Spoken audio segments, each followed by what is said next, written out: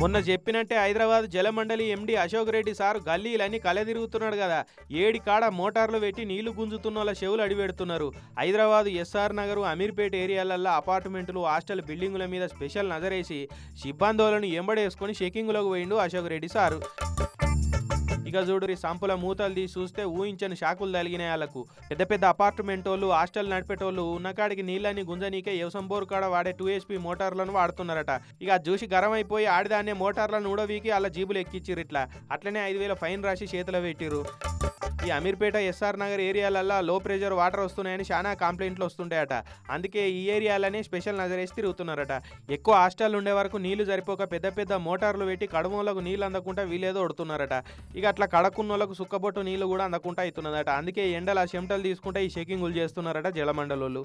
ఏం తక్కువ పగటి వరకే 20 మోటార్లను సీజ్ చేసిరు, వాళ్ళకి ఫైన్లు రాసిరు, నల్ల కనెక్షన్ బ్యాన్ చేసిరు.